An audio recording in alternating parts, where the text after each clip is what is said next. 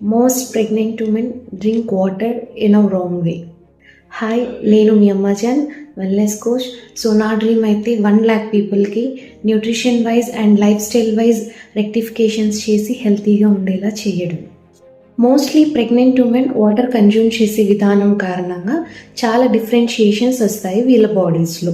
So ఎక్కువగా దాహం ఉన్నప్పుడు ఎక్కువ వాటర్ తీసేసుకోవడం వల్ల అట్ ఏ టైం ఎసిడిటీ కానీ, బ్లోటింగ్ ప్రాబ్లమ్స్ కానీ, గ్యాస్ట్రైటిస్ ఇష్యూస్ కానీ రావడం, అండ్ దీనివల్ల బాడీ స్వెల్లింగ్, ముఖ్యంగా కాళ్ళు అండ్ చేతులు స్వెల్ అవుతూ ఉండడం, స్లో డైజెషన్, ఇలాంటి చాలా ఇష్యూస్తో ఫేస్ చేస్తూ ఉంటారు.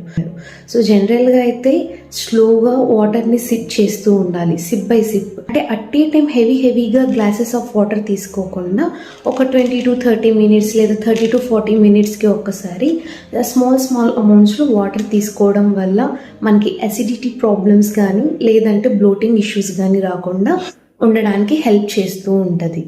మనం ఎప్పుడు వాటర్ బాటిల్ని ఒకటి మెయింటైన్ చేస్తూ సో మన బాడీని హైడ్రేట్ చేసుకుంటూ ఉండాలి ఫ్రీక్వెంట్గా. ఇలా చేయడం వల్ల మనకి డీహైడ్రేషన్ ప్రాబ్లం లేకుండా ఉండడానికి సపోర్ట్ అవుతుంది. రూమ్ టెంపరేచర్లో ఉన్న వాటర్ని కనుక తీసుకోగలిగాము అంటే మనకి కొన్ని బాడీలో వచ్చే ఇష్యూస్ని మనం అవాయిడ్ చేసినట్లు ఉంటుంది. మనం ఫుడ్ తిన్న వెంటనే కానీ లేదా ఎక్సర్సైజ్ చేసిన వెంటనే కానీ ఎప్పుడు వాటర్ తీసుకోవడం అనేది మంచిది కాదు.